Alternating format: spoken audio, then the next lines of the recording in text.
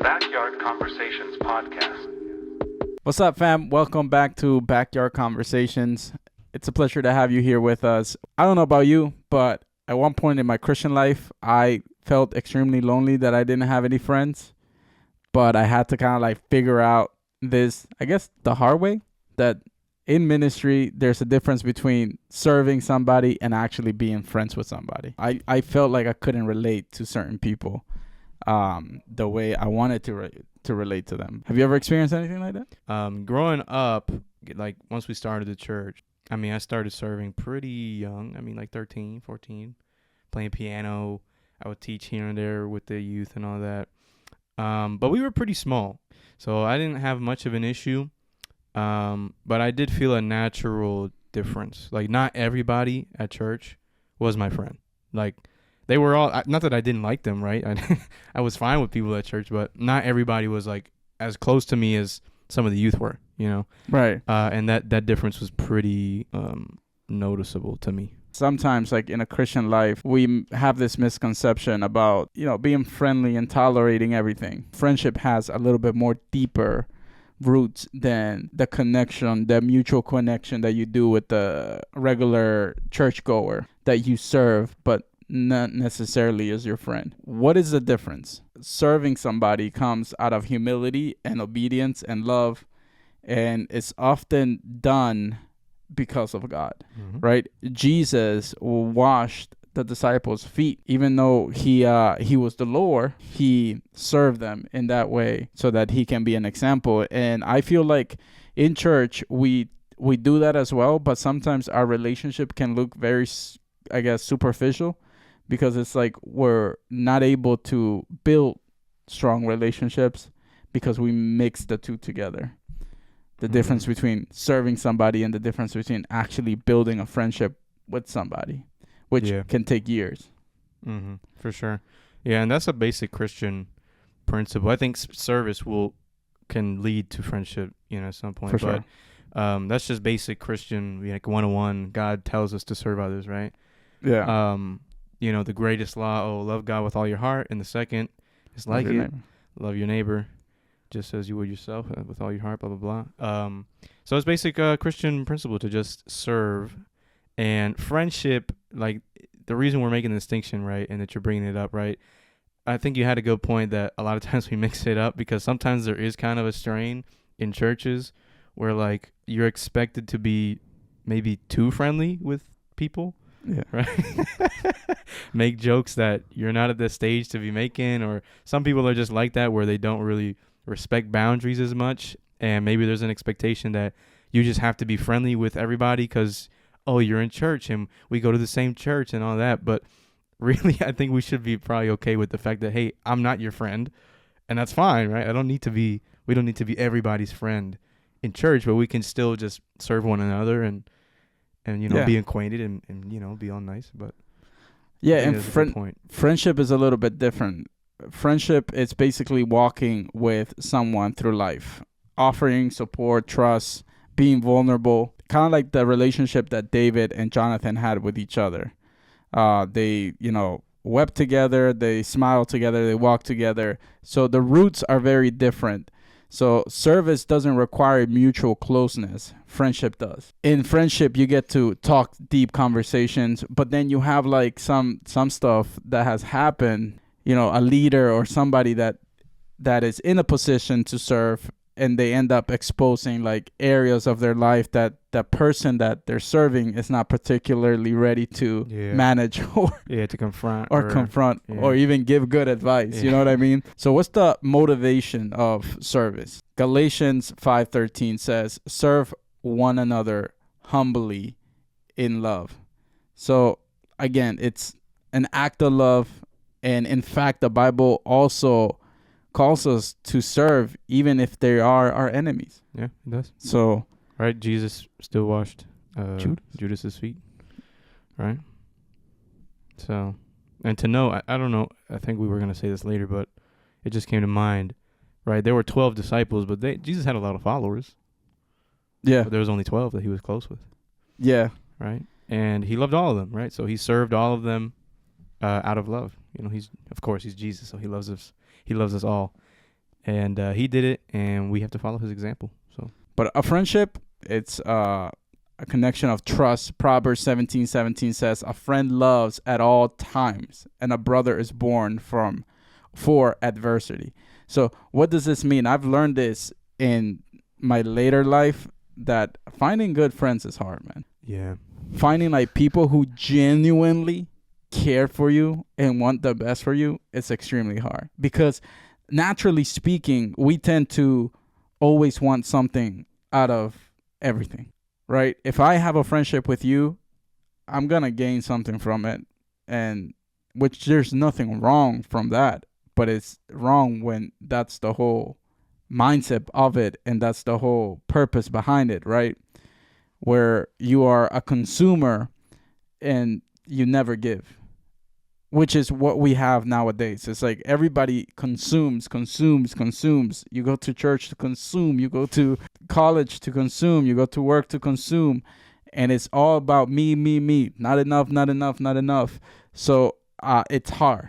It's hard to kind of like break that cycle and say, hey, no, maybe I can be a blessing to such and such.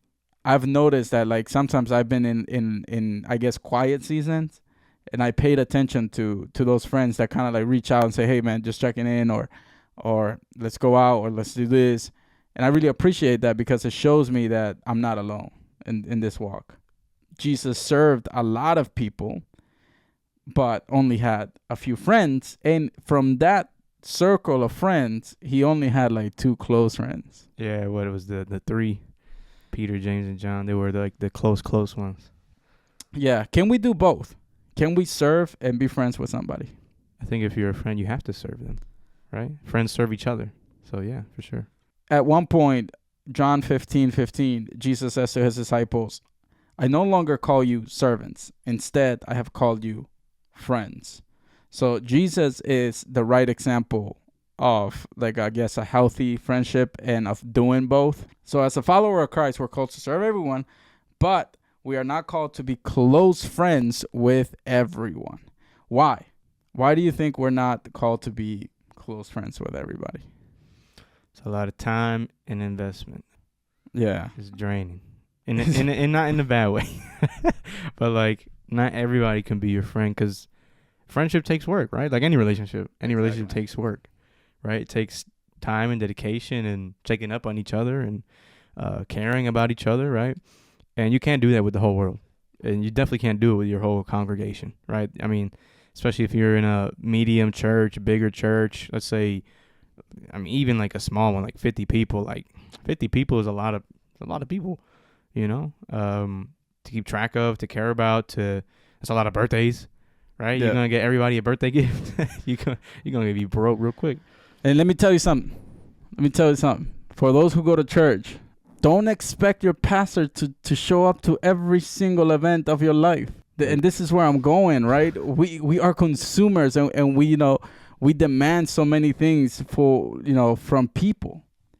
And we place expectations that we don't even hold ourselves. You got people getting mad because they didn't show up to the birthday. I'm serious, man. You got people getting mad or dropping, hopping from church to church because they didn't get the attention they wanted. That's true. I've seen that happen a lot. So there has to be a balance and an understanding that you are called to serve, and you can't get the friendship thing mixed, because then you're going to get your feelings hurt, because people are people. People are going to wake up and perhaps they're not going to, be part of your ministry anymore, or want to be part of your life. So friendship takes time. It takes maturity. I had friends that wounded me, that hurt me, but not in a bad way, kind of like in a good way, where I'm like, yeah, I'm kind of slacking, or I could do better, or yeah, I am being a little lazy in this area, so I need to do better. So I think that it's important for us to note the difference. And there's another example that Jesus gave in terms of a service example, is the Good Samaritan, right? Where there was a person wounded on the floor, and none of the Israelites, none of the people that supposedly he would call friends, I guess, or to a certain extent, people that he knew, bothered to help him. It was the one stranger, the Good Samaritan, that took it upon himself to help him, and not only help him, but even pay ahead. Yeah. And service takes sacrifice without expecting something in return. Yeah. So friendship can be a little bit tricky, because friendship, there's moments in friendship where you're the giver and you will receive things back, but sometimes you don't. So sometimes there is an expectations. Okay, I'm investing time. I'm investing life. I got to get something. Friendship is definitely different in that sense. There is, like we said at the start, right? There's two ways, right? Service is usually one way. Friendship is both, right? Otherwise, it's really just service. Yeah. Right? And in that friendship, there's going to be up and down. Proverbs 27:6 says, wounds from a friend can be trusted. So some of these comments, like I saw a video the other day, there was a friend that was in the car together, and they came out of church, and then she started playing secular music. And the girl kind of confronted her saying, hey, why are you playing this right now or at all? It's like, if you consider yourself a godly woman, and there's two girls, and the girl went off, bro. If you consider yourself a godly woman, you shouldn't be associating yourself with this kind of music. And they had a deep conversation. It got a little heated. But at the end of the conversation, she understood. It's like, have you even bothered to listen to the lyric? Have you even bothered to listen to what it's saying? And then the girl actually started paying attention to what it was saying, and then she kind of like felt that it was not aligning with who she was proclaiming to be. So some of our friends will call you out. Like some people who are close to you should be calling you out for shenanigans that are out of pocket. For sure. I mean, iron sharpens iron. How do you think it sharpens the iron? You think that they just kind of touch each other and rub and all soft? That's like a hammer, right? They hammer each other out. Yeah. There's a lot of, I guess you could say pain. Good pain, right? Sometimes. Uncomfortability. Right? Yeah, discomfort. And it makes us better, right? And good friends will help make you better, right? That's what the Bible tells us. And it's a principle that you will see through life, right? A good friend is not going to just, as comfortable as you are, if they see that you can be in a better spot, they'll make you uncomfortable, and they'll let you know, hey, this is better for you, and I know you don't like it. Maybe you're a little scared, but if I'm your friend, I care about you. I want you to get there, and I'm going to push you to that, even if it makes you uncomfortable or scared. Yeah. The sad thing is that people don't like. Yeah, a lot of people don't like that.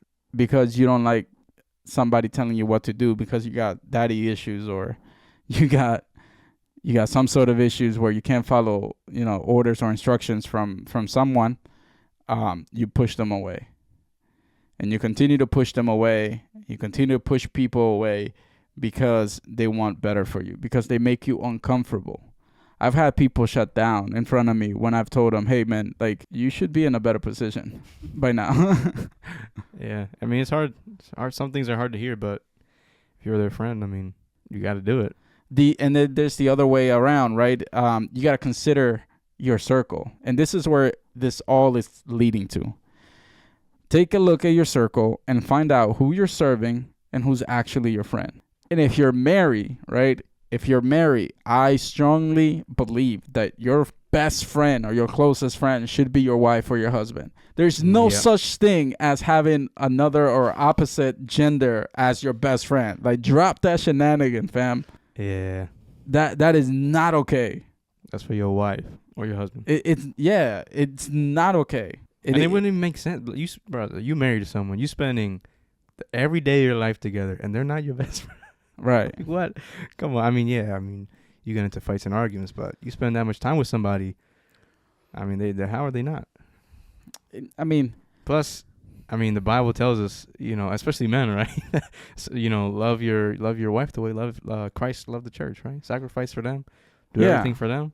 And out of the whole creation, and I got this from a book that I was listening to the other day, is the very first time that God said it's not good. So let there be light, good. The earth, good. The sky is good. The stars, good. The animals, good.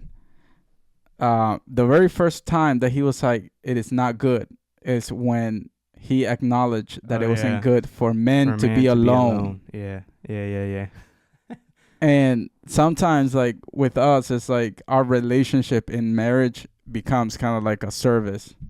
Like we're just serving one another, and then the friendship part kind of gets tucked away somewhere, and then all of a sudden you're just two people serving one another. Mm-hmm. Yeah, that's a good point. And to extend it, we've heard this all the time where people are like, oh, I just need I need to do my own thing for a little, be on my own for, because they think that's going to benefit them. Right. So many people fall into this, and I'll say it now, right? It's a trap, right? It's a trap. You think you're going to do good for yourself. You're really not, right? The Bible emphasizes that we need communion and community and fellowship, and you going on your own thinking you know what you're doing is not going to get you where you want to be, or at least where you should be or need to be, right?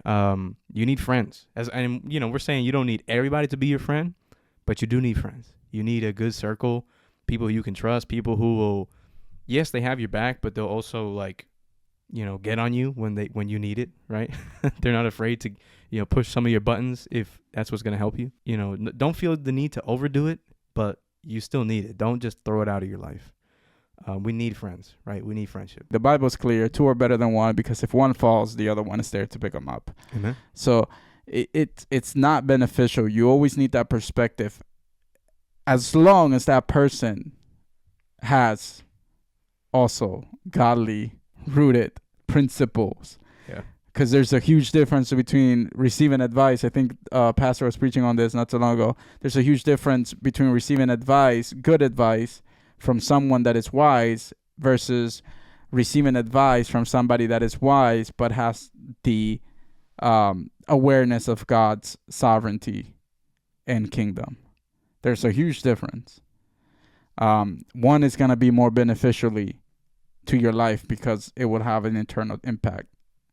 Mm-hmm. The other one can have a shorter impact, but it can still help out. And if you are a new believer and you're going through that transition, be clear about what you want to accomplish. And whoever doesn't respect that decision, drop them. It sounds selfish. It sounds extremely selfish, but trust me, in the long run, it's not worth it. Yeah, and you're gonna have in this process of, I guess, retrospection, you could say, you're just looking through and reflecting on your friendships. You're gonna find all kinds of friends, right? You're gonna find Christian friends, good friends. You're gonna find fake friends, bad friends, good friends who just aren't really good for you, right? Maybe they're not Christian and they're not influencing you in a good way, or maybe they're friends who, you've received Christ and you've changed, and it's your turn to help them get to that spot. Yeah. You're gonna have friends that were never really your friend to begin with, right? You're gonna find all sorts of people, and that's normal. That's fine. God will help you, work through that. And at the end, like Jerry said, if anybody's trying to keep you from Christ, trying to keep you from, God's calling, you got to do what you got to do. If you are really adamant about this and you really don't want to let them go, then keep your distance, pray for them, pray about them, and maybe your change can influence their change. But when you don't see that happening, I think it's a dangerous road, because ultimately you're going to be influenced by them if you don't have a strong character and so on. Anyways, it's been real. Thank you for tuning in. Thank you for being here with us. If you haven't subscribed, subscribe. If you have any comments in regards to friendship or anything that you want to add on, please drop those comments. Drop a like. The Bible is your guide, friends. Yeah, for sure. You get it, friends? Friends. Friendships is a big theme in the Bible. Yeah, it is. But anyways, stay strong out there. See you on the next one. Peace.